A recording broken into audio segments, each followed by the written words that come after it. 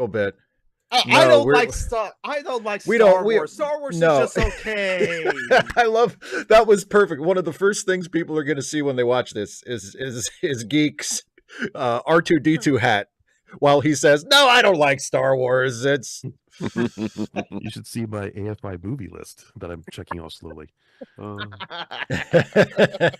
So anyway, hi everybody, welcome to the show. Here we are for another month, and right before we went live, Isaiah was mentioning the fact that Isaiah and Kara are both writers. And Isaiah, you were talking about how you, and I know this because you've talked to us about it before, and you've mentioned it in some questions you've sent in for Ask Away in the past, that you've been working on a screenplay. Yes. So the screenplay is called Moths, and it's about, and as the name says, it's about killer moths. And Nice. the pitch is that there's these anti-government extremists destroy a railroad track that's carrying chemical wastes, or sorry, like chemical weapons meant to be dismantled, because the movie takes place in 1992 after the Cold War, right? So the chemical weapons are being dismantled, and so the anti-government extremist blows up the train tracks that the train that has the chemical weapons are on. The train derails. The chemical weapons, like the chemicals give off this really red, ruby glowing color, and it attracts the Florida tiger moth, which is fictional, by the way.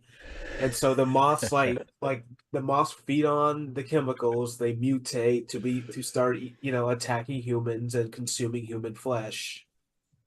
So it is a B movie. It's a B movie. It's meant to be stupid. It's not meant to be serious. Mm-hmm. And it harkens back to those like movies back in the early to mid 90s. So like Mosquito, for example, which is where I'm basing a lot of this on. Okay, I'm done. It's a great. No, I remember when you first mentioned it, I thought it was a great idea because like you connect it to those kinds of movies from the 90s. I connect it to the movies that those movies from the 90s were kind of riffing on, which is the creature features from the 50s. Right. The giant spiders and giant ants and it's them. Giant absolutely. Yes, exactly. Like all those radiation makes things big movies that they did in the 50s.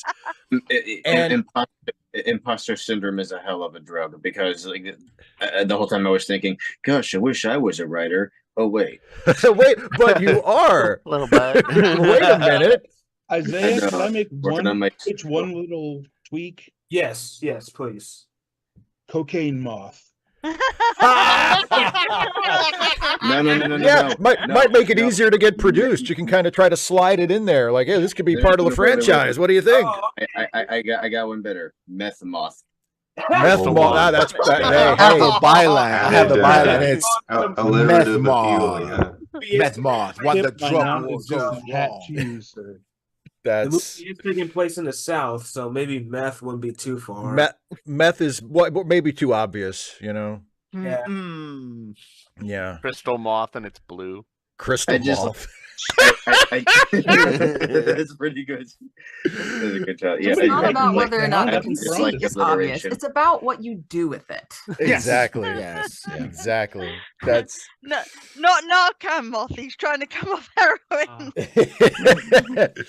But no, I love the idea. Like we just watched for late seating. Our most recent episode was about the original Invasion of the Body Snatchers, which is kind of that kind of movie. It's not quite like a giant, creature movie, but it's very much like it's a super goofy 1950s sci-fi movie. And, some of the remakes try to take it a little more seriously and play it a little more straighter. Like the remake from the 70s with Donald Sutherland, I've always thought was very good, and it treats it much more seriously. But the original from the 50s is just so goofy. And one of those movies where like there are these just gigantic plot holes in it. And, there are so many just really, really wild assumptions that the characters make to figure out what's going on that all turn out to be right. And you just kind of go with it, like they see like some giant pods in their greenhouse and they just kind of guess exactly what's going on as though they're following a chain of reasoning when they're not. They're just wildly speculating and it just turns out that they're right. And it's so much fun. I love those kinds of movies. And your screenplay idea, Isaiah. It reminds me of that. It reminds me of like, in a good way, like a big dumb horror movie. Well, I mean, I don't. You don't really see movies like that much anymore. It's I don't think I've I mean outside of probably The Meg, I guess, but like you don't really see classic. Oh my goodness. Kind of just like you don't really see those movies anymore for some reason, I guess. Yeah. I watched this past week. Speaking of The Meg, I watched The Beekeeper, which also stars Jason Statham. Now I think it came out last year or earlier this year. And it's like I watched it and I was like, oh, it's a big dumb action movie. Like there's it's like I can't legitimately say that I think it's like a good movie. Like it's not. I think about a really good action movie, and I think like from relatively recently, and I think like the first John Wick or the first Taken, things like that. They're like you watching like, man, this is a good movie, right? And you have to call it the first, because of course, if it's a good movie and it makes money, they're gonna make more. Well, I mean, they're not gonna be as good. None of the Takens are that bad, but none of them are nearly like the only one that I would say is like legitimately like not only an enjoyable action movie, but like a good movie is the first one. Then John Wick just completely falls off a cliff. It's like the first John Wick is so good, and then like it gets progressively more up its own ass as the sequels go on. Where it's like, what happened to like the tight, awesome little like 90-minute action movie about the guy getting revenge for his dog? Why do we need to spend 3 hours exploring this fucking world of hitmen? And like, oh my god, this isn't what I'm here for. That's why I liked it. I was gonna say. But the Beekeeper is like, the Beekeeper has a little bit of John Wick to it, because it kind of like it proposes this like secret, it's one of those movies where it's like, you've heard of the CIA, where there's this other agency that's super secret, that's even better than the CIA, and nobody's even heard of it. It's like one of those, So it's like you've heard of Gotham. Now the worst one is Bloodhaven. Exactly. It's like that. And, it's like a super secret group of assassins that, perform a very specific function in society that nobody knows about. And it's action schlock. It's just like, it's well done. It's some good action scenes, but the script is completely bonkers, and it's just unhinged action schlock. And I loved it. It's not a good movie, but I loved it.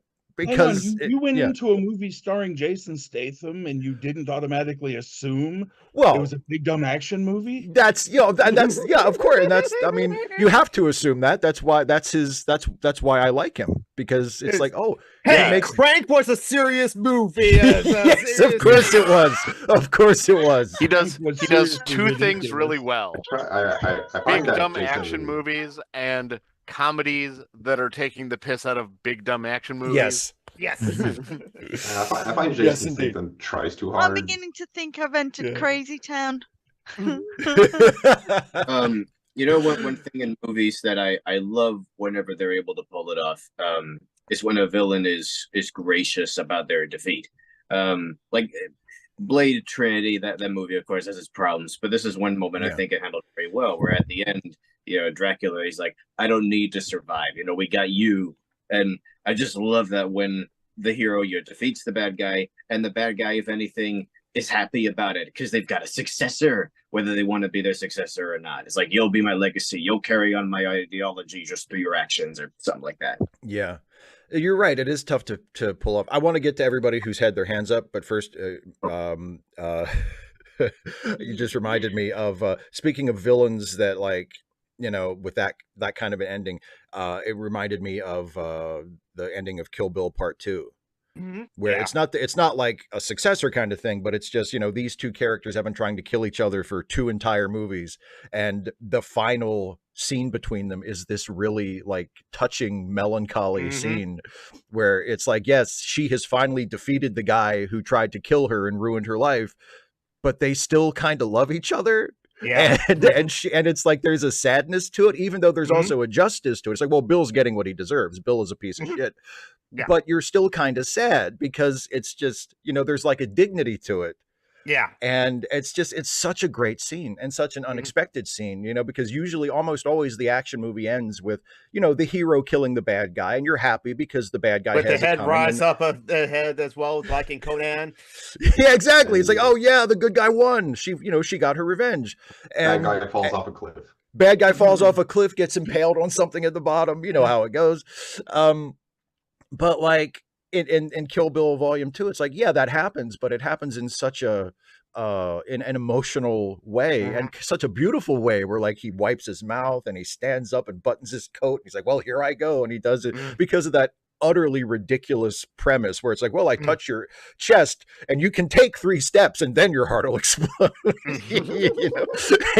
So he can take his little walk off into the sunset and then collapse in the backyard. And it's just, there's something so unexpected about that scene, but so perfect, But anyway, Matt, your hand's been up for forever, so you go first, and then we'll get to Kara and Russell and Isaiah. Go for it. Well, speaking of Tarantino, I watched Once Upon a Time in Hollywood this week. What do you guys think of it? Oh, I love that. I haven't seen it. Need to see it. I have to see it. Yeah, I really love that movie. Scene. Does anyone care about spoilers? Kind of boring. I don't care. I don't care about spoilers. Does anybody who hasn't seen it care about spoilers? Not really, no. It's a Tarantino movie, so yeah. There you go. You can kind of guess, right? You can kind of guess what'll probably happen. Yeah, so if anyone cares about spoilers, mute me now. I will agree with you, Joe, that I found the movie overall boring. But okay. I did love that we got to see an alternate history where Sharon Tate survives. And, Margot Robbie's performance was adorable and sweet. And I did like the scene where Janet confronts Brad Pitt's character and says, "What the fuck did you do to my God?" And that was my favorite scene. I like that movie. I feel like was that before? That was his most recent film, so that was after The Hateful Eight. 2019. Yeah. I thought The Hateful Eight was a little bit of a letdown. I didn't like positively not like it, but I felt like it was too much of just Tarantino kind of indulging himself. Yeah, that's how I felt about Death Proof. You're way too into the dialogue of Death Proof. I don't know. I love Death Proof. I love Death Proof a lot. But the thing about first act was a setup for like that middle scene, and which was a setup for like that final scene, and it just like. Yeah, well, that's the thing about Once Upon a Time. I felt like the whole movie was a build-up towards the final conflict. And it was a great scene, like very cathartic, but going through 2 hours and 15 minutes of movie to get that, like I felt it was a little much. I do think Once Upon a Time could have been trimmed a little. I will agree with you there. Because it has a little bit of that quality too, like I was saying about Hateful Eight, where it's like Tarantino just he wants to sort of take us down these particular avenues because he just loves this stuff.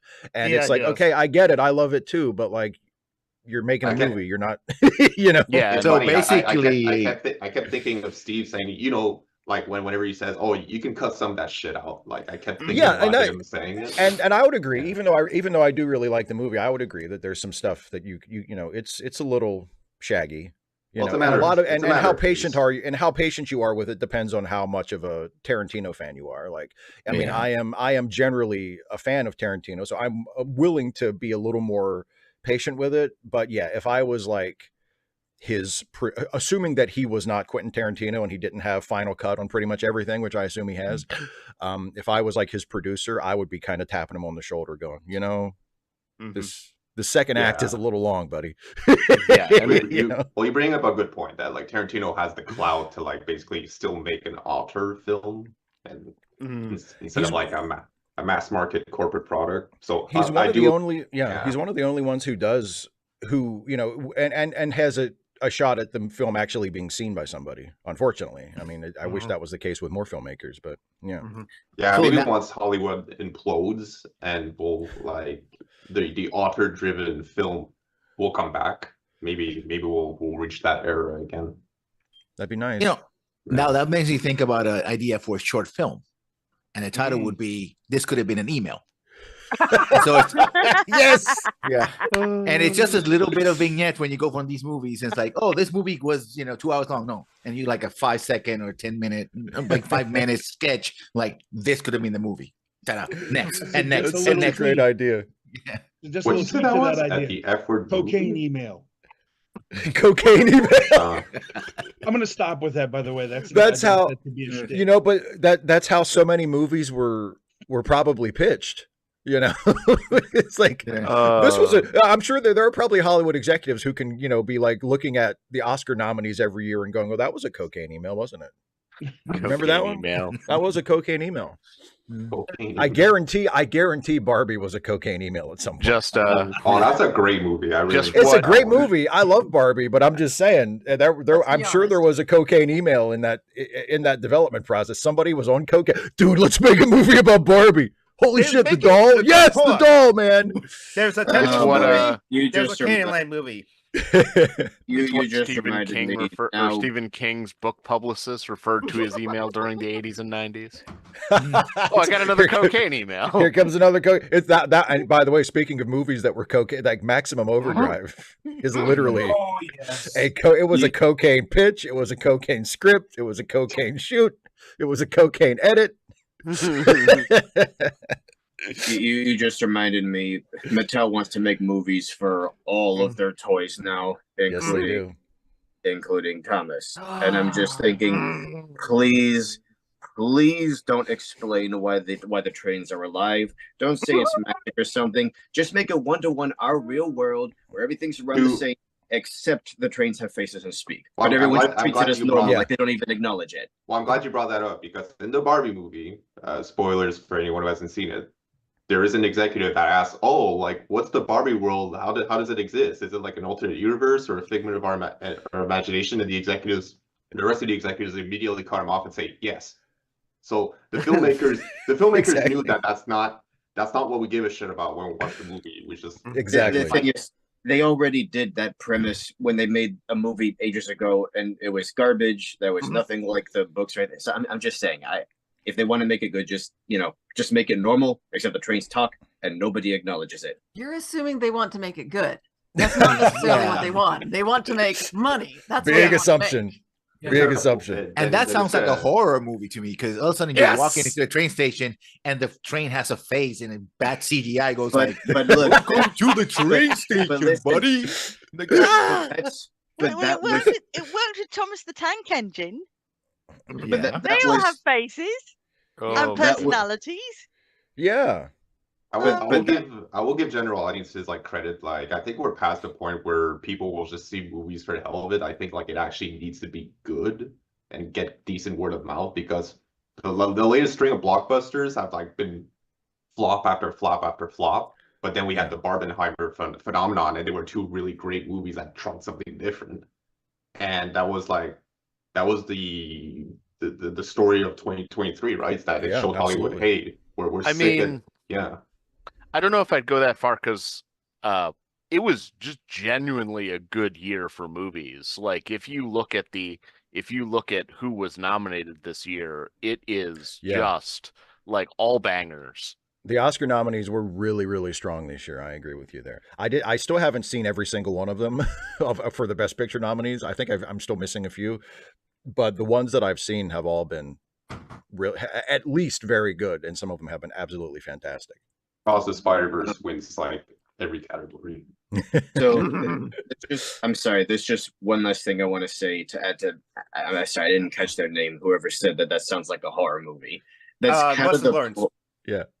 That's kind of the point, and that was part of the charm of the books, was that aside from that one little thing, it was run exactly the same way a real railway and economy would be, which made it really easy to transplant yourself into that world. To imagine, oh, what if this was a real place and I could just go over there and actually see them and take pictures of them? It made it really easy to get immersed that way. But as time went on and many of those engines' builds were destroyed, that added this weird tension to the air, because you realize, oh gosh, even though they are essentially people who can think and feel and speak, they're still treated like equipment that's meant to be thrown away after a while, which is this weird discrepancy you get with stuff like Toy Story or other series where, oh, what if X object was secretly alive? The people don't know about it, but this is a case where people do know about it, and yet these beings have no rights, no protection. It's just if it's like, oh, if it's too cheap to fix them up, just cut them apart with a torch. Which is kind of horrifying, but that added weird stakes and it made you really care about them. They refuse to work, just block them up in a tunnel. Well, it's a movie way ahead of its time. No, he wouldn't come out of the tunnel because he was afraid of the rain. Oh, okay. So it's kind of like he was afraid of the rain. It was his fault. His paint. It's so like the controller blocked him up in a tunnel. To teach him a lesson, and they blocked him up in a tunnel and take it. Oh God, sorry, I won't swear. I know all the railway stories. Oh, that's dark. Bad. It's like when someone takes the parking spot that you wanted, so you slash their tires and you say, well, now you can stay there. Now that can be your spot forever. Congratulations. You have to understand that was one of the first stories. It's when the author was still getting a feel for how to write this, and later stories were much, much more realistic, I guess you could say. Yeah. Is it? He was still getting the hang of it. But anyway. Yeah. Anyway. Okay, so go ahead. Yes. I was just going to call on you anyway because your hand's up. Yeah. I was merely going to say that the only problem I find, and I loved Kill Bill, Volume 1 and Volume 2, much to my husband's chagrin because he hates these violent movies. He says, how can you watch this stuff? It's all killing people and violence and loud noises. I say, yes, but it's That's what makes it fun, Jan. But one of the things I've found with a lot of sequels, and I think Tarantino may be slightly guilty of this, though he's not as bad as some of the others, is that he has this habit of he knows what the story will be, but he neglects to tell the audience. So we're trying to figure out what the hell is going on, and B, what he wants the audience to feel. And I had that with the second Avatar one. I thought, what the hell? I know he knows what his end point is, but I don't, and he's not made it clear what he wants the characters to feel or anything else. He's made no connections between characters for me to actually like these characters, because quite frankly, by about halfway I was thinking, would it be permissible to throw them all in a lava pit and just close the movie? That's it. That's a great critique of Tarantino, actually. I'm glad you brought that up. You make a good point, though, that it does, if you choose to tell your story that way, which I think is a perfectly fine way to tell a story if you can pull it off, by the way, like sort of dropping the audience into the middle and letting them figure things out as it goes. In media res, yeah. Yeah, exactly. I think that's a really great way to tell a story, especially in a movie. But you need to give them a reason to keep watching, to stay interested. And usually the best way to do that is to give them characters that are interesting and that they can grow to care about, and then as they're sort of figuring out and ideally the audience is figuring out what's going on as the same time as the characters, at least in terms of the plot. Like, obviously, if there's something about the world that the story takes place in that the audience needs to figure out, well, the characters should already know that because they live in that world. But in terms of like the main storyline, like, it's ideally the audience doesn't know any more than the characters, and the characters don't know any more than the audience. Like, people are discovering things as it goes along. Yeah. One of the reasons why I like 2001. Yeah. One of the reasons why I like 2001, because it starts with the monolith in the desert and the monkey people. I'm sorry if it's offending anyone, and the monkey people, and then he throws the bone into the air, which turns into this spaceship. Right. And suddenly you're flying into a completely different world, and the people in the spaceship know as much as you do. You've suddenly been thrown into a completely different scenario, and you have to learn about everything at the same time as the characters. So that works. That's what's known as in media res, and you you follow along and you find out about Bowman and Paul and Hal, and you feel sympathy for all the characters, even Hal to a certain extent, although he is a bit of an evil bastard who probably should have been taken out of her. But you can work with that. But what you can't work with is when they throw you in and sort of say, right, now figure it out, but give you no tools to do so. Yeah. So you don't have, say, at the no context. Yeah, you have you don't have the beginning of the story somebody hugging somebody saying, I don't want to go, and somebody else saying, I know, but you need to be a part of this society as much as mine. And you think, okay, there's a connection here. So when he comes back and he wants to impress his father, you can say, yeah, right, this is why. Because of this. That happened half an hour ago. Yeah, but if you don't tell us, the author might know. Sorry, I won't shout. The author might know, but if the author doesn't tell the watcher, how the hell does the watcher know? I'll shut up. I'll shut up and go. Well, no, but you make a good point, and it's one of those. It's as I'm sure you know from experience, having written things. I mean, it's a tough. It's like a knife edge that you walk sometimes, because you don't want to just spoon feed everything to the audience. That's not good. That's not entertaining. That's not interesting. If you're just telling them every single thing they need to know right out front, like there needs to be some discovery. Suspense and drama and I really, it's one of my basic storytelling things that almost any good story, regardless of genre, does, because it works almost every time if you do it right, is just you stage a series of reveals in your story. Just have the characters discover things, and the audience discovers things with them, and that creates a level of interest and puts the audience in the shoes of the characters, so you're kind of going along with them. And if you don't have something like that, whether you make the plot as complicated as you want, make it and tell it in any way you want, start at the beginning, start at the end, start at the middle, whatever, but you need to give people a reason to stick with this, and hence the reason the Wicker Man works, the original, not the Nicolas Cage. The sequel works. The Nicolas Cage one works for an entirely different reason. The Nicolas Cage one works for an entirely different reason. Even Christopher Lee said it's not. Yeah, Christopher Lee said it's not a horror, it's a thriller. Okay, it ends with the death of a protagonist, but it's a thriller, and the whole point is that you're following along with him to find out what's going on. You know, is it a sacrifice? You know, will the sacrifice bring, you know, food back to the island? Is this how long has this been going on? And as it gets more and more sort of twisted into this story, into this mythology, you find yourself following along with it. I mean, one of the filthiest songs is that one about mending a kettle in the pub between Christopher Lee and his then wife. And it's the filthiest song you can imagine if you know the context. And I mean, it took me 3 times, and I was 20 before I understood, because I saw it first when I was about 17 and a half and didn't understand any of the context at all. Just saw it as a good film, and you know, it's a really good thriller with a slightly horror context. But it took me till I was 20 to understand what the whole sort of context about the tinker, I'll come and mend your kettle, and what the tinker's gonna do, and anyway, I'll shut up and let Russell ask his question. Russell, your hand's been up for a while. Go for it. Hey, this goes back to Isaiah's B-rated movie.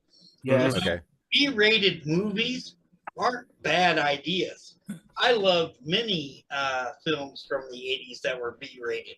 Witchboard, I Come in Peace, The Stuff, They Live. So I wish you well on your project is all I want to say to you. I'm 9 pages in so far. I haven't touched it recently because I've been like working on like my space suit, and I'm building a space station and all that stuff. So I haven't been dealing with it, but I need to get back on it. But yay, neurospiciness, having multiple projects going on at once. That's the autism way. But I guess now that the floor is on me, my hand was go up. for it. So Steve, do you which one is your favorite? The 1953 or was it 54? War of the Worlds, or did you like the 2005 remake with Tom Cruise? Which one was your favorite? The 1954. I haven't seen the Tom Cruise one. I'm going with the 1954 one. Yeah, I would agree. I like the Tom Cruise one. I thought the Tom Cruise one was good. But yeah, the 1950 something, the George Powell one. Yeah, that's my favorite.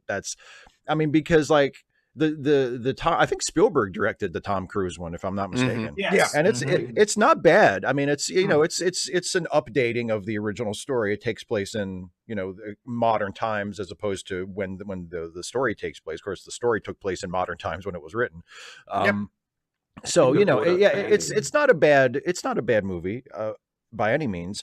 But no, the 1950s one is, because that's like that's one, and Jason and I talk about this on Late Seating sometimes. I mean, like that's one of my, like, 1950s sci-fi is one of my favorite things. Like the aesthetic, the tone. It's because it can be kind of goofy and kind of serious at the same time. And, like that's one of the things I love about Forbidden Planet. It's like you watch Forbidden Planet and it's like, it's so goofy, but also it's so, you can take it seriously. I mean, and the 1950s War of the Worlds is kind of the same. Like I love the look of it. I love the production design. I love that look of sci-fi films in the 50s where you can tell that, a lot of it was shot on sound stages, even the stuff that's exteriors, and, the production design and the costumes and the style of the acting that's a little bit exaggerated and melodramatic. So I would prefer the 1950s version, but I mean, there's nothing seriously wrong with the Tom Cruise version either. Did you see a lot of 1950s sci-fi movies in your youth? Maybe nostalgia. Not so much. I mean, I would see them sometimes if they were on TV, like if it was like a Saturday afternoon movie kind of thing. That's how I fell in love with Godzilla. Because my local TV stations, or the DC TV station, Channel 20 in DC, would do like weekend movies in the afternoons when I was a kid, and a lot of those ended up being like Godzilla movies. And I love Godzilla 1998. Don't hate me. No, but no, I actually didn't see a lot of the 1950s sci-fi and like horror movies until much later, until I kind of sought them out intentionally in my 20s and 30s. Because I think I got it. I was into movies. I was like a movie nerd, and you read like movie reviews and essays and stuff, and these movies get referenced, and you're like, oh, I've never seen, them. I've never seen It Came from Outer Space. I wonder what that's like, and or from my experience, you see The Simpsons referencing, and you're like, that's another one. Yeah, absolutely. The Simpsons references. Yeah, the Simpsons riffs on that kind of stuff, or at least the Simpsons used to riff on that stuff all the time. Now it riffs on more recent stuff because it's been on for so goddamn long. Year 2000 was 24 years ago. Reminder. Yes, it was, and that was season 11 of the Simpsons. Like, what the fuck is happening? What's happening is we're all getting older. We are. One thing. We're all aging gracefully. Yes, we all are. I brought up the. No, I'm going to go for aging disgracefully. It's more fun. Go ahead, Nick. Yeah, go ahead. Finish it. I brought up the Godzilla. So stuff like that, or even the xenomorphs from Aliens. This is one of the more interesting monster tropes for me, where, as scary as it is, the monsters aren't evil. They're just too good at reproducing and eating. If allowed to spread, they'll just become like an ecosystem ender, a monoculture where they kill everything except for them. That to me is an interesting existential threat. I mean, you could say it's kind of what us humans are doing, but we're talking about something that can do that with just a few generations. I don't know. I find that really intriguing, where the monster isn't evil. They're just way too good at being an animal. It's the apex predator plot point, right? Oh, you think you're the biggest bad boy in the universe? Surprise! Yeah, that kind of. Couldn't you put vampires in that category though? They're not necessarily good at reproducing, but they can find disciples who are exactly like them, and they prey on us. But usually, the only vampire story I can think of that really does that is 28 Days Later. The thing is, most vampires have the restraint to, not eat everybody. One of the few movies I can think of where that was, or at least keep like human popsicles so that they can thaw them out and suck their blood as needed. Yeah, something like that. Yeah, cattle. Yeah. There you go. Blood banks. But Nick raises an interesting. It changes the morality of the conflict. I mean, if the story acknowledges that, if the story sort of, if it's not just something that the audience realizes on their own, but the story actually brings that in, and like it becomes like if it's these aliens who are just going to naturally, lead to our extinction because they're just better than we are, and it's not because they're evil, it's just because they're doing what they do, and eventually that's going to lead to our extinction. Then it becomes, we, as if it's, humanity versus the aliens, humanity is choosing its survival over these creatures. And that's a completely understandable thing from humanity's perspective, but it's different than fighting like an evil threat, The thing is, usually in these scenarios, it's not just humanity that's at risk. They would eat every other animal, every other species until there's only them, and then they'll just only we can cause mass extinction. Exactly. Who invited these guys? Yeah. Even though, I mean, they're don't stealing get our me wrong, I mojo. love the giant spider one, and I love the giant ant one. But I remember watching them in my early teens, and my uncle, who's a zoologist, came up behind me when I think I was watching the giant spider one and said, "It's not possible." And I remember saying, "What do you mean?" And I said, "Well, spiders have an exoskeleton, and an exoskeleton can only grow so big before it would crush the animal. Before it would crush the animal." So that's why there's a rhinoceros beetle, which I think is about 4 inches across, and that's about as big as a beetle can get with an exoskeleton. And I looked, and this is 15-year-old, really snarky, really kind of horrible, pity me. And I said, "You really know how to spoil a girl's enjoyment of a film, don't you?" which is the absolute correct response. The absolute correct response is to say, "How interesting! Please leave me alone." Go away. It's not that kind of movie. Yeah, just tell them it's from an alternate I was universe. having fun until you spoiled it. Now go away. I mean, it's like, it's not. You're missing the point. Something I don't hear people bring up that much, but does play into that, is the square cube law, where the bigger something is, its volume, its mass increases exponentially. It's like a difference between being 2 times as big versus 2 times as tall. So it gets to a point where if elephants were the size of mice, they would be built very, very differently, and vice versa. So a spider, for like a spider to be that big, it would have to look different. It would have to be built differently to hold its own weight. But one of the odder examples that I can think of this, there was just this Transformers series I watched. In the final episode, the bad guy makes himself huge, like 10 times his original size. Is it Beast Machines? Yes. So one of the things I hear people criticize about that scene is, at the end, the guy gets knocked into a pit, and they're like, "Did he just forget that he can fly? Why doesn't he just transform into a jet and get out of there?" And I figured, well, it's because he's so big and so much heavier now that he wouldn't be able to fly up his own power. I think you're giving the writers too much credit. The thing is, that was where my mind went. I do love that interpretation. It was just design changes, but I also do love that someone in the audience, other than me, has seen Beast Machines. Yeah, I think Beast Machines too. And I'm afraid, coming from a science background, I could never write science stories, because every time I sort of thought, "Oh well, I can do X," I would think, "Well, no, that's not going to work, because this is going to happen in space, and it's simply not going to work because of this." And so I gave up in the end and went back to fantasy and romance, which is much more fun. There's a really fun thing on a science writer who does that, Andy Weir, who like to this day he's still sad that he couldn't figure out a good way to get the plot going that was consistent with science, as the windstorm that sets off the events of The Martian just don't happen on Mars. Yeah. Because the atmosphere. Everything else is dead on balls accurate. From the book I've read, the film's very good. The film is really good and pretty much close to the book, but the book is absolutely spot on with almost everything.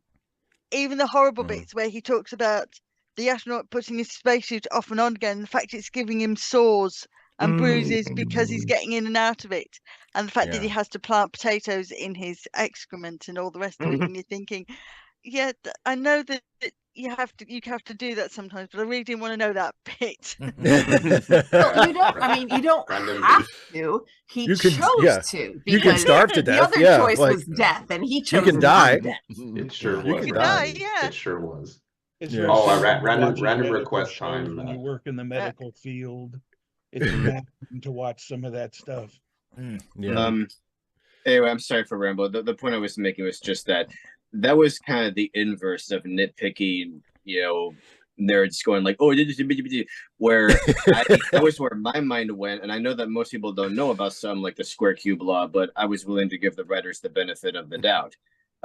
Yeah. I just get so sick of nerds going like, my immersion, oh, this doesn't make sense. What is Yeah, you preach to the choir there, buddy. Because they want to show that they're more intellectual than other watchers of the show. Honestly, of this kid's cartoon show. Yeah, exactly. This kid's cartoon show is not scientifically accurate. I mean, I love Beast Wars, but I will agree that it is a toy commercial. Yes, absolutely. Random request time, Steve. If I give you $50, will you watch all of Beast Wars and then do a review about it? No. $1 per episode. I will not. I will not. Essentially, you're paying him what, $2 an hour? Yeah. I mean, that's really cheap. Yeah. Maybe once the Canadian loonie increases in value, it'll be more worthwhile for him. Yeah. I appreciate you trying to buy me, but no, I will not. I will not. It was worth a shot.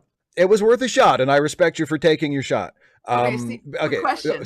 Yes. How much would it take to get me to watch an entire show that I'm not all that interested in and do a video about it? 20 minutes.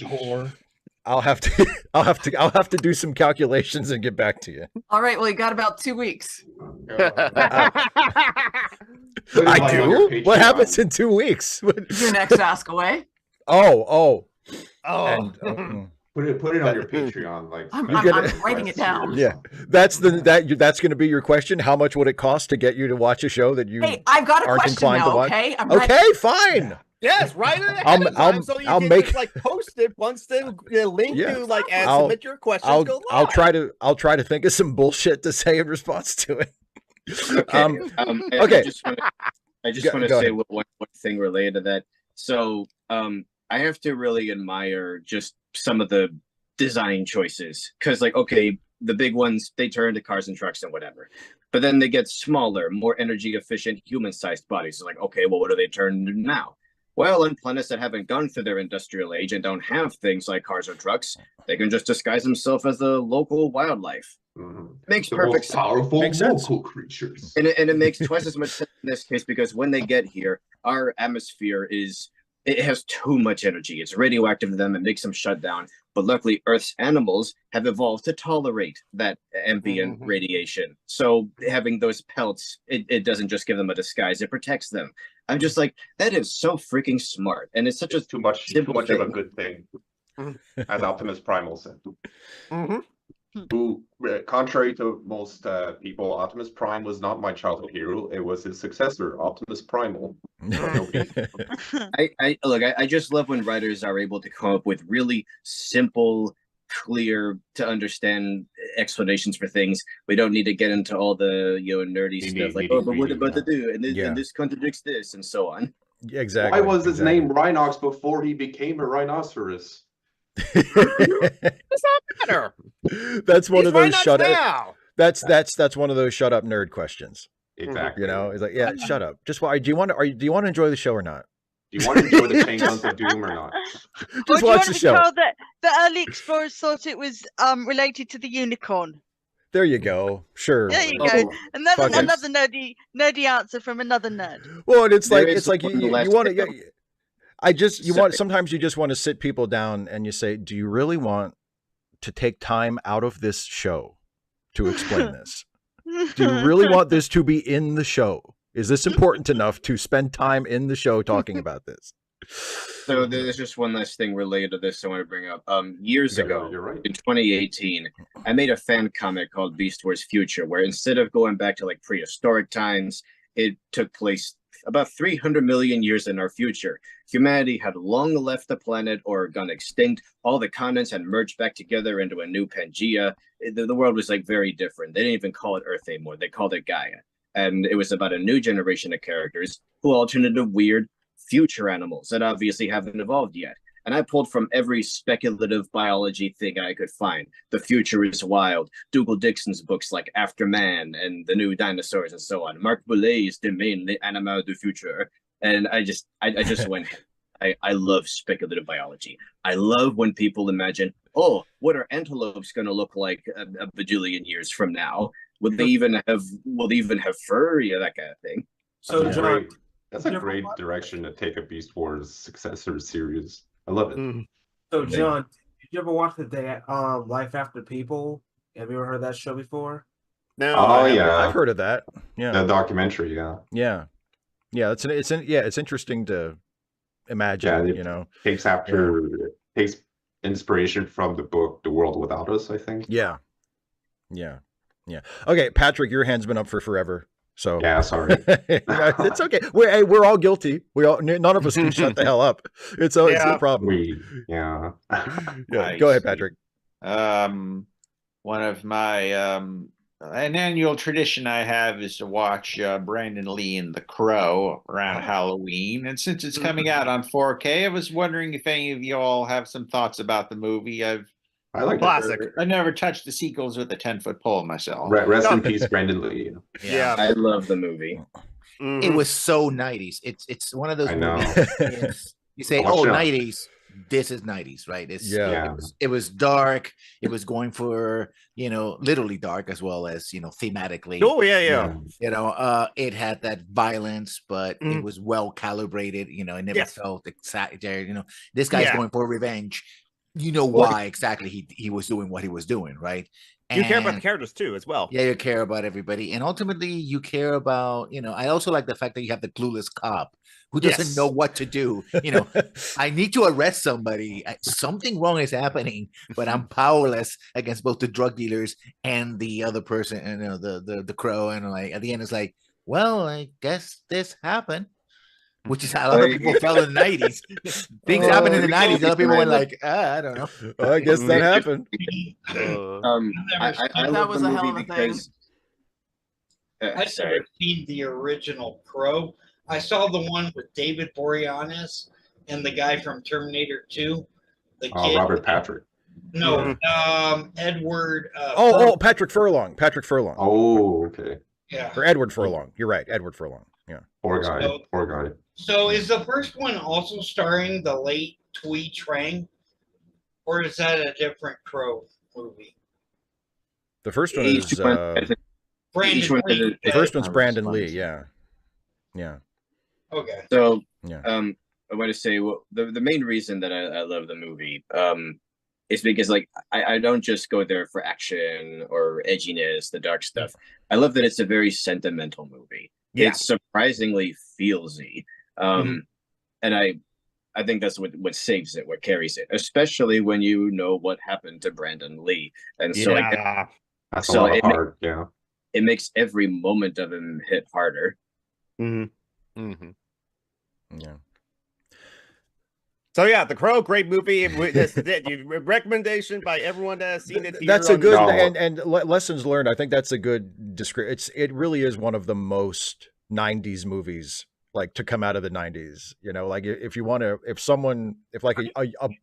someone who doesn't remember the 90s wants to ask you can you sum up popular movies from the 90s with one movie? The Crow is a pretty good pick. Burn is also a great track from the Cure, and because it was associated with The Crow and Death of Brandon Lee and something like that, I think it's I don't know. It's I remember hearing somewhere that it doesn't get that much radio play or something like that. Yet I think Burn is a great track. Yeah. Next movie for late seating. Let's do it. I know this The is Crow. I'm surprised we haven't done The Crow actually. I realize you can just watch the movie and you can tell Brandon Lee took acting seriously more than like 99.5% of action movie stars out there. So he would have had like an amazing career if he just... He probably would have. I mean, it's a shame because of course he was a human being and he died so young, but I mean, it's also a shame because he probably would have had a really good career because he seems like not just he seemed like he was committed to being a good actor.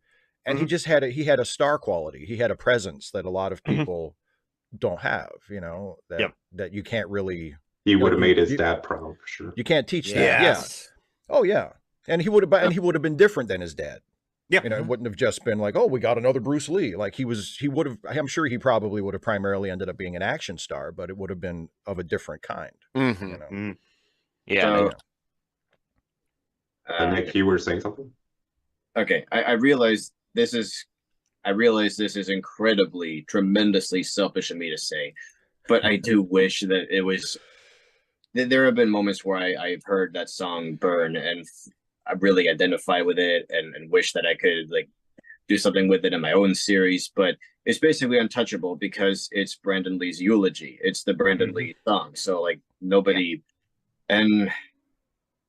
I don't know. It's like I completely understand. Maybe what you can do is that you can take a few lyrics from that song and put as epigraphs for your chapters in your story. It's just such a great song. Well, yeah, but I mean, not only that, even if you had like the legal right to do it, if you do that, people are going to be like, "Oh, that's the Brandon Lee song." They're not going to associate it with your work. It's going to take away from your work because it's going to distract people like that. Yeah, I'm saying it's disrespectful. It's like most songs that you hear in movies, they'll appear in like 15 different movies. They just get used over and over again. But that one, for good reason, is untouchable. Yeah. Andy, go for it. Your hand's been up. Just a couple of things that I wanted to bring up about late seating related. Okay. First of all, I'm blown away that we got 200 episodes in, and I'm the first one that complained on social media about this movie selection. Yes. Wow. At least the first that I noticed. I mean, there may have been others, but yours was the one where I was like, "Oh shit!" They're complaining about having to watch the movie this time. I'll explain why I use Threads to contact you with a quote from the comedian Brennan Lee Mulligan. Twitter is fucking pledge week at the Reichstag. Oh God, you're absolutely right. I'm just not going to use that platform, so I use something else, and Threads is where I see more engagement, so I do that over Blue Sky. Are we still calling it Twitter here? I still call it Twitter. I'm not calling it X. Yeah, I'm still calling it Twitter. It's the only moral dead naming. Yes! Exactly. I like that. It can't be as bad as Kentucky Fried Chicken once putting out an advert for their chicken nuggets to celebrate Crystal Night. Oh my God. Ooh, Crystal Night? Oh, I remember this. Yes. And it was like, what? And it was like, and everybody, even in the UK, everybody was kind of watching it with their fists in their mouth going, "Oh my what are you doing? What are you even trying to do?" This is not a celebration. It's not we don't have picnics. It's like somebody didn't do their history. They just translated it and they're like, "Oh, Crystal Night. That sounds like a nice holiday." Or it's like if you I don't know what they thought. I think they thought this is a celebration or this is a holiday, and it was none of those things. And somebody had to actually contact Kentucky and say, "You do know that this is not a celebration. It's an actual it's a Nazi thing. Okay, massacre." It's Nazis. It's like, but maybe they thought, if you're planning a sober commemoration of these tragic events, maybe you're looking for some kind of food to share with people, and please consider get thyself a bucket of fried chicken tonight. That would be like airlines having a special for 9/11. Yeah, exactly. I mean, I probably would have not enough known to make this joke, but or if KFC has a Juneteenth sale. Or like for your Oklahoma City bombing party this year, please consider KFC. That's what are you doing? That's like something we'd see in like the RoboCop, like television ads, like post satire capitalism, exactly, like which we are in right now. But. How are you? Yeah, we kind of are, aren't we? I mean, because the crystal knock thing actually happened. Like that's not just it's like that. That actually literally happened. That we've delved so deeply into Nazi lore, kind of takes me back to what I was going to ask you about. Go for it. You guys on Late Seating kind of take Spielberg to task about him being always the happy ending guy. Sort of, yeah. I know that you also you mention a lot of the time how you'll never try to tackle Schindler's List, and I agree. But as far as Spielberg and the happy endings, isn't that kind of the point of Schindler's List? That through this the darkest period of human existence, this complete scumbag opportunist decided to save the lives of all of these people, and they came out with this small population that has grown and brought back a large section of European Jewry. So that is happy-ish ending out of that. So, but I think that stands out a bit more against things like E.T. or any of the other. Well, because Oscar Schindler was not a nice guy. He was a failed businessman, and he was a failed pretty much everything until the Jews stepped in at the end of his life. What's more interesting about sort of Schindler's List and everything else is the fact that if you look at for Jews there are 613 halachot, not just the 10 Commandments. There's 613 laws that they must follow. You can't have beef and cheese, so you can't have lasagna. You can't have 2 different forms of cloth. Right. You can't wear them at the same time. Most Jews, if you go into a Jewish household, they have 2 kitchens side by side with a serving hatch.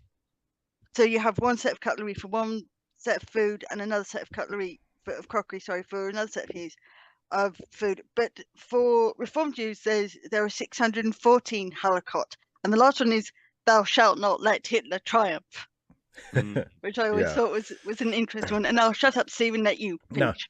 No. Well, the thing about Schindler's List, I mean, and here's the thing. Here, I'll make this confession. All right.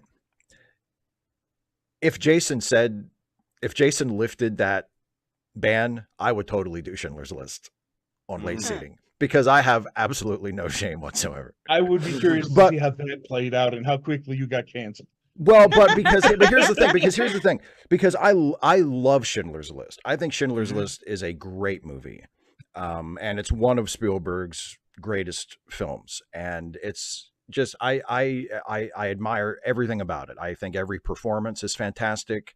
I love the choices of the black and white, but the little touches of color here and there. I love the ending.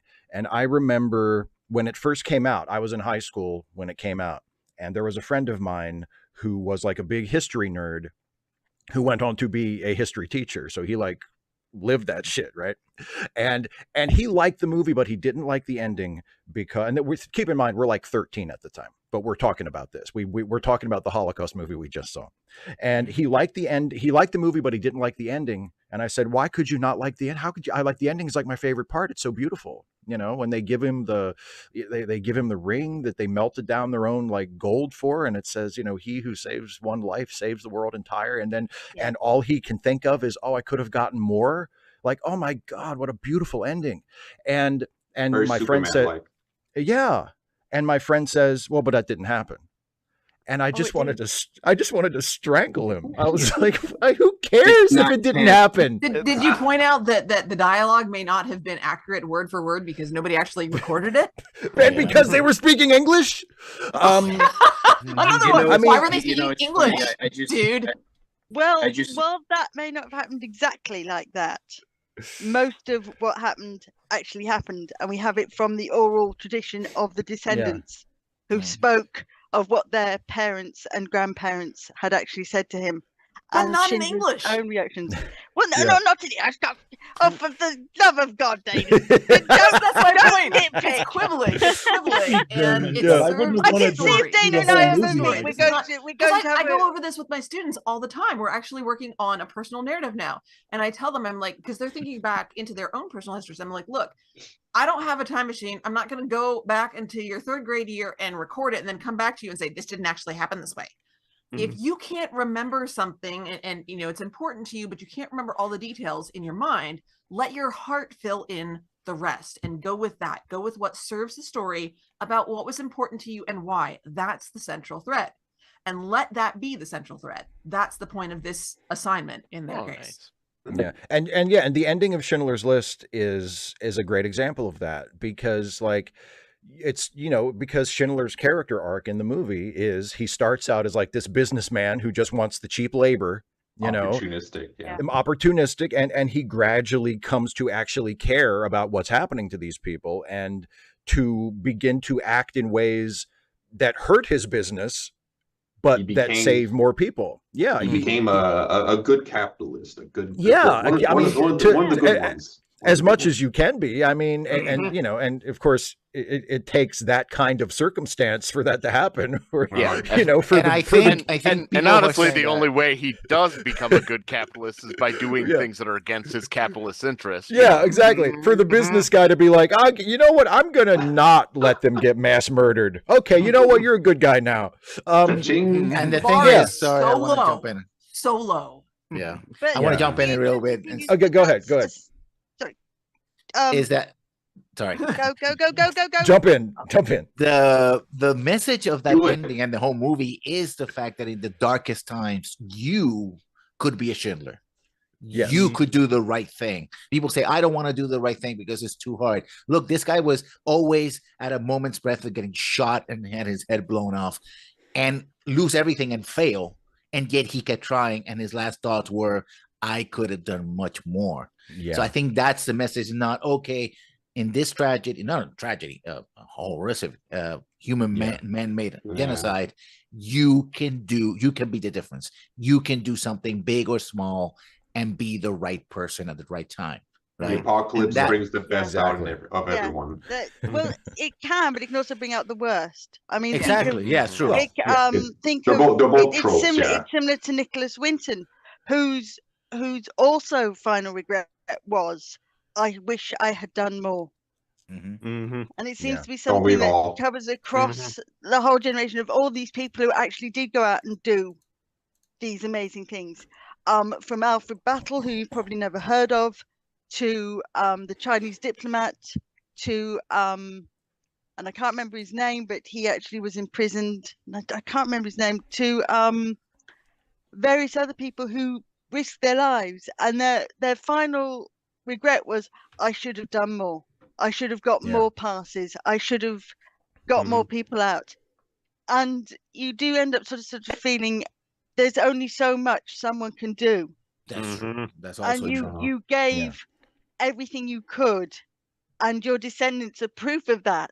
You know, the people you saved are proof of that, but they won't see it that way. So all you can do is keep telling them they've done the best they could do. I guess that's a trait that like all my three favorite superheroes share: Spider-Man, Superman, and Captain America. They're like they always want to do more, but they're already like the most good characters in their respective universe, but that's not good enough for them, you know, and that's very inspiring. Right? Yeah, well, because you always could have done more. At least that's if you're that kind of person, that's what you think. You know, and that's what makes them heroic, and that's what makes that, like, the ending of Schindler's List. I mean, it is.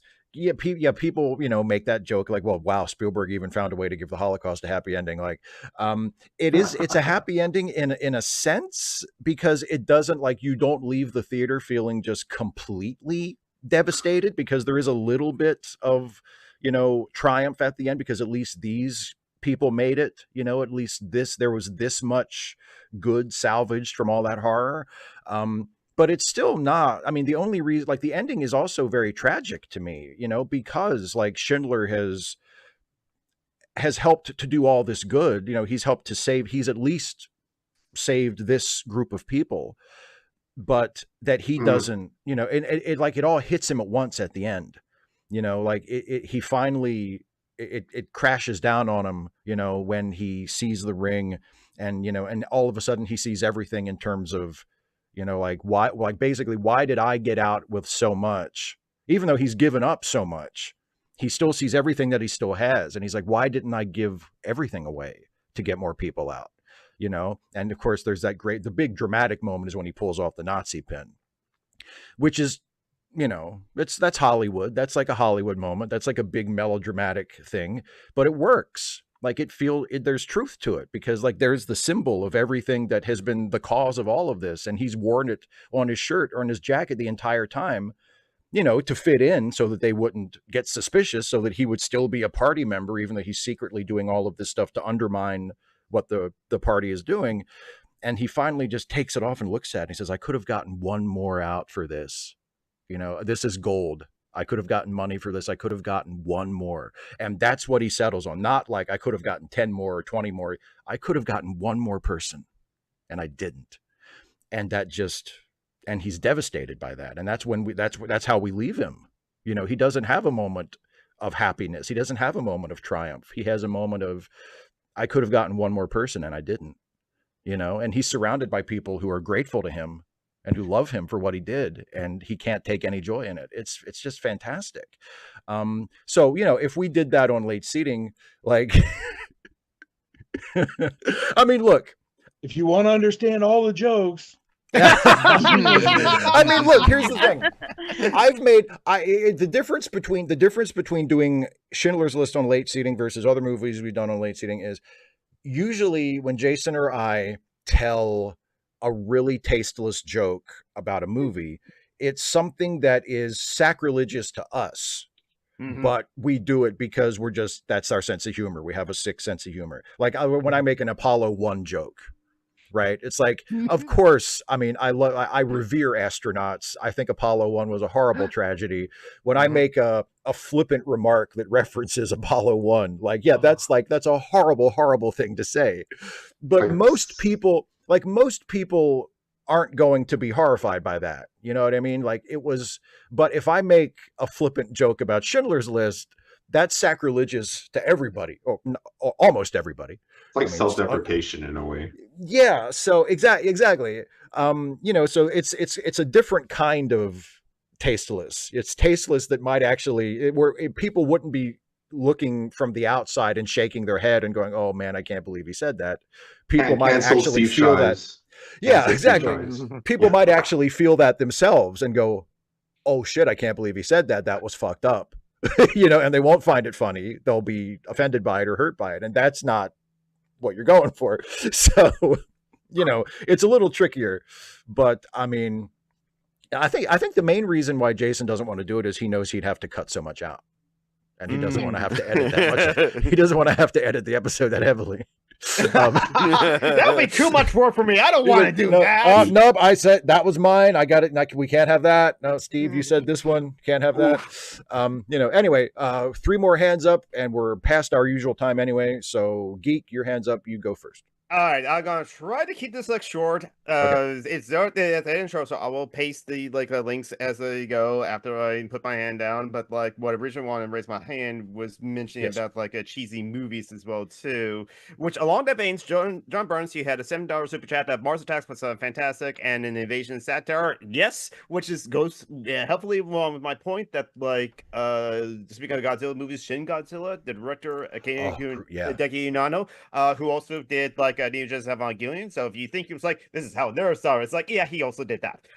The other Shin movies, I think I highly recommend Shin Ultraman and Shin Kamen Rider because it is a homage to tokusatsu. And one thing about like B movies or like Mars Attacks or like even like Commando or The Thing is like they're not ashamed of what they are, what they're trying to do. They owned it and as well too. And I think that's the key if you want to make campy cheese as well too.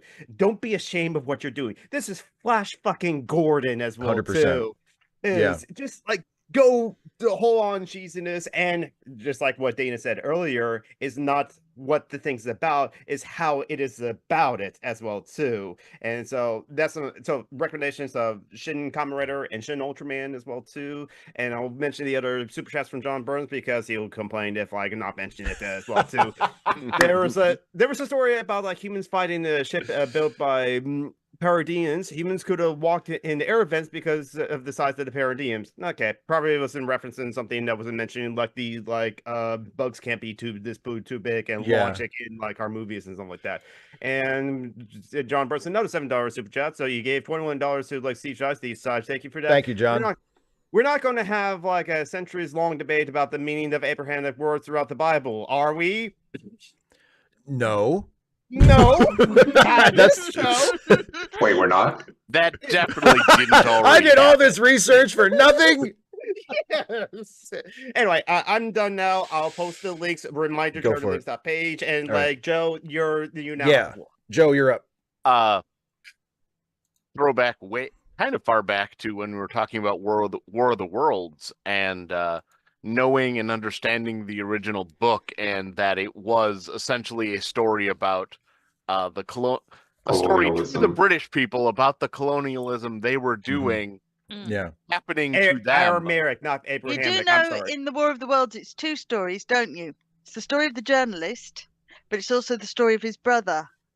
And the story of his brother I find much more interesting because it's how his brother meets his wife. Because he's not the main character. As this no, he's not, but his wife, his woman that he meets, turns out to be this very strong, very kind of, self-assured woman who doesn't kind of go, "Oh, save me," faced with difficulties, but actually she's the one who holds the horse's head while he's trying to get out of difficulties. She's the one who tells them, they've got to get out of the county because the Martian's coming. She's the one who basically kind of elbows him in the ribs and tells him to shut up and get moving.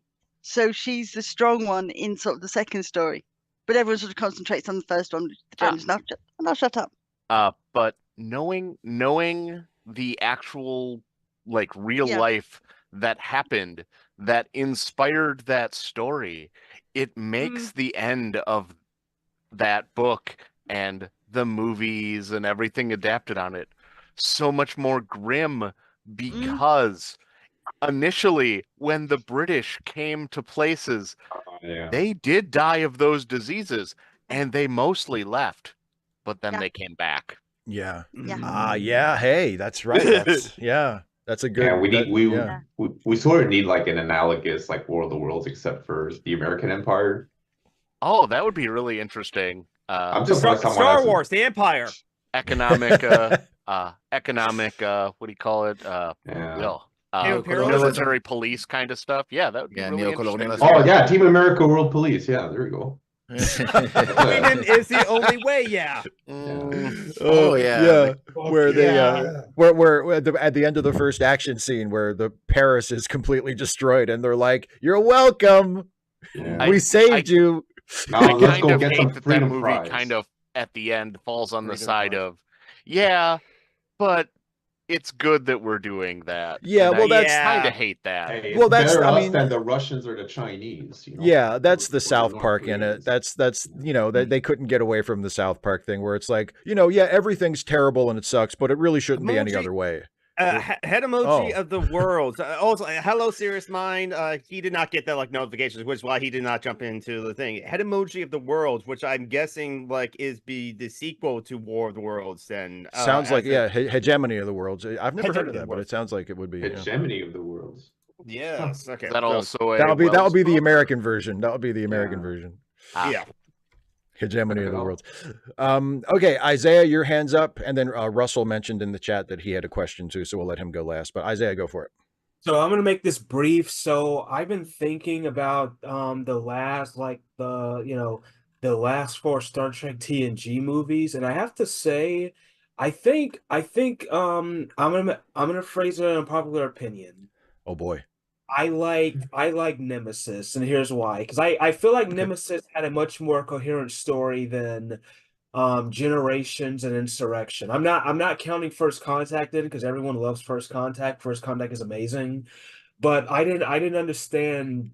I didn't understand Generations, and I used to like Generations, but thinking about it, I don't get it. It's just like because like they move around in Generations a lot that I can't keep up with it. But at least with Nemesis, it's a more like yeah, it's kind of cheesy. It's kind of like paint by numbers. But I guess with Nemesis, it's much more digestible. I didn't get Generations all that much.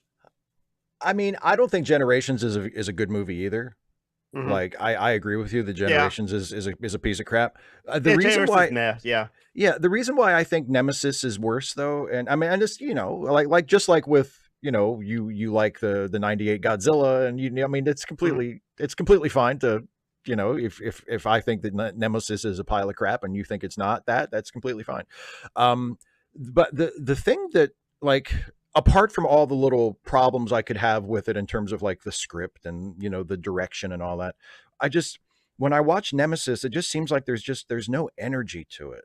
Everybody just seems tired. Everybody seems old. Very Everybody like the characters in as much. I mean, I had a lot of problems with the Picard series, but the Picard series was produced so much longer after Nemesis, and yet the characters seem so much livelier.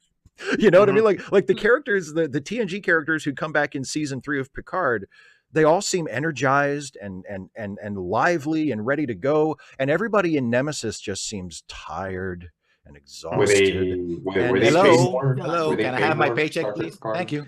Exactly. Yeah. And it's just, so that's a big part of it for me is, I mean, I do think like the characterization isn't great. I do think a lot of the writing choices are not great, but what it comes down to is, for me, it's like, this just doesn't seem like anybody's having any fun. Nobody feels like they want to be here. The director, you can tell that it was a work for hire director. You can tell that, they wanted to move along home. They wanted to move along home, Dana. Exactly. Exactly. They wanted to move along home. And it just doesn't have any like, and another thing is like, and I'm an apologist for Insurrection. I think Insurrection doesn't hold on. Serious Mind said that like Star Trek Nemesis, they contract on the contractual obligations. Just the second album, Monty Python's the second album, the contract obligation as well too. Well, and it's like, I mean, because when I mention Nemesis sometimes in videos, and I usually refer to it as, because I talk about it as one of the TNG finales, and I talk about how TNG has had so many different finales over the years, and Nemesis is one. And every once in a while someone will say like, well, but Nemesis wasn't, they didn't know for sure that Nemesis was going to be the last one. You can't count that as a finale. And I'm like, okay, but not only was it marketed as the last one, like it was explicitly marketed as the last one. Yes, it was. But not only that, like, I mean, have you watched that movie? Yeah. Does that, it feels like they're like crawling to the finish line. It doesn't feel like they're ready to do another one. So done. Yeah, exactly.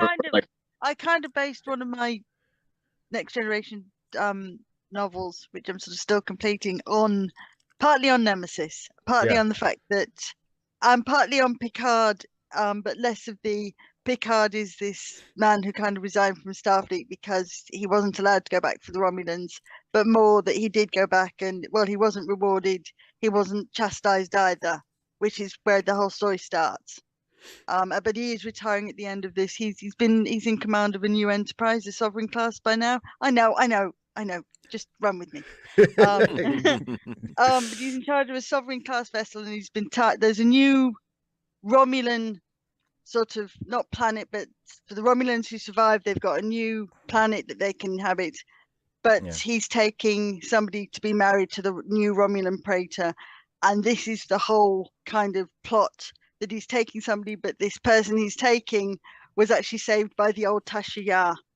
So that kind of starts the whole thing off. If Tasha hadn't saved them, their family wouldn't have survived. Right. So it's this kind of big thing. But of course, and then they're stopped halfway by the Romulans, who are dumping Salah on them because she's been disgraced from the Tal Shiar. They want rid of her, so they're dumping Salah on her, and she doesn't want her. The Enterprise doesn't want her, but they've got no choice. They've got to take her. and the Romans are insistent that they're going to escort them to the home world, and Picard going, crying out loud, I don't bloody need this. So and now I'm kind of stuck at what's the obstacle that kind of forces them. And I did actually think that she finds out about this bride's ancestry and tries slitting her wrist, but I thought that might have been a bit OTT. So I've got well, that sounds very season 1 of Picard. Because I feel like season 1 of Picard would have told him, like, and then she kills herself. What do you think of that, huh? You like that? Like, that's very season 1 of Picard. Look how dark we can make it. She tries it.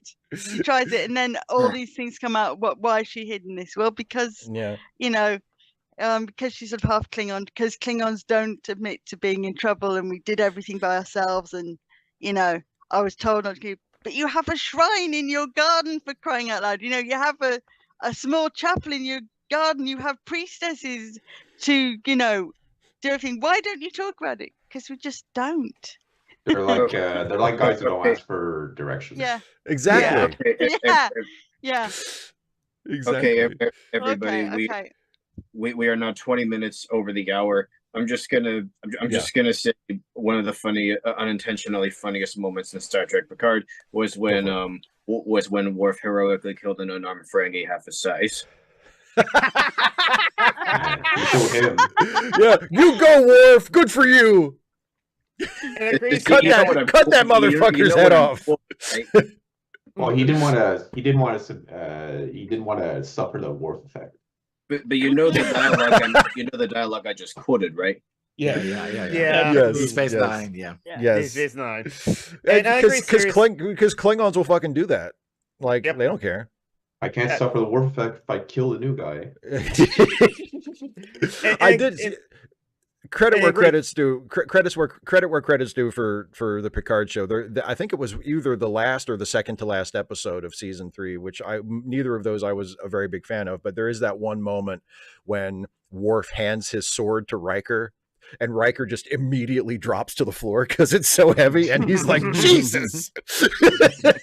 Like that got a laugh out of me. That was good. Okay, Russell, finally. Yeah, Russell, you had a question. Go for it, and we'll wrap up. Yes, actually, this is going to be to Steve directly. I had like literally a minute to type out that Q&A. Okay. This is when I joined the Patreon this week. But I wanted to include my personal favorite holodeck episode is Worst Case Scenario from Voyager. From Voyager, yeah.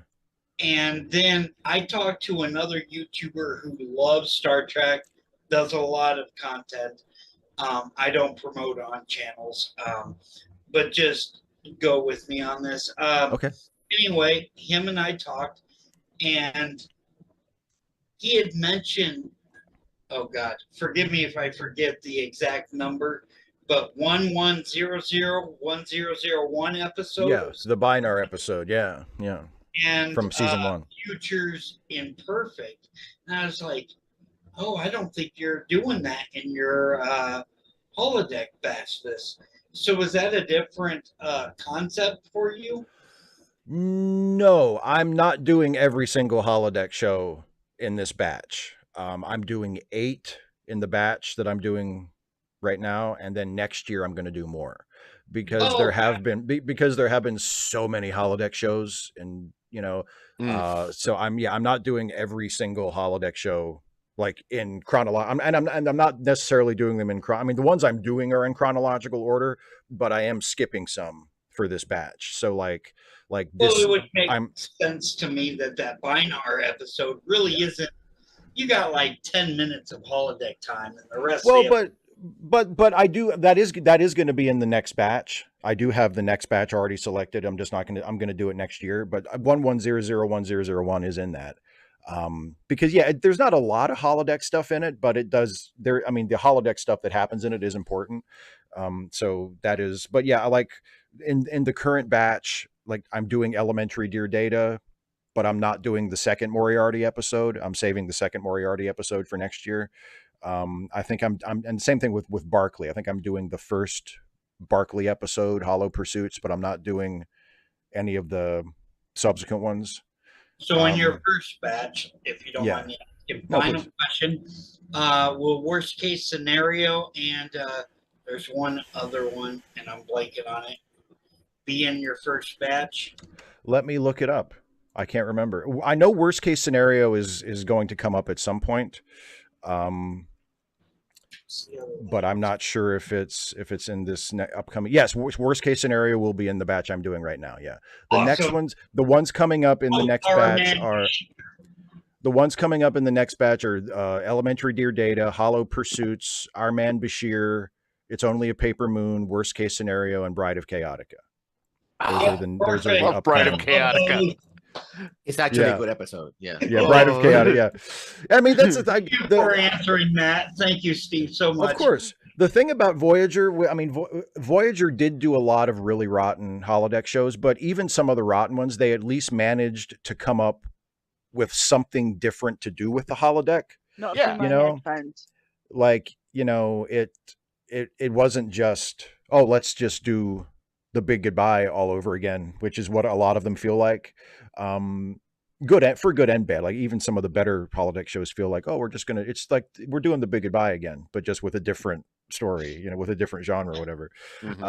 But Voyager did at least come up with some interesting, like, oh, well, they would use it, you know, they came up with the idea of like, well, the Doctor wrote a Hollow novel, so let's explore that. Or, you know, I'm not going to do any of the ones with Janeway and her fucking Jane Eyre program, because that always baffled me. I was like, do they really expect us to care about this?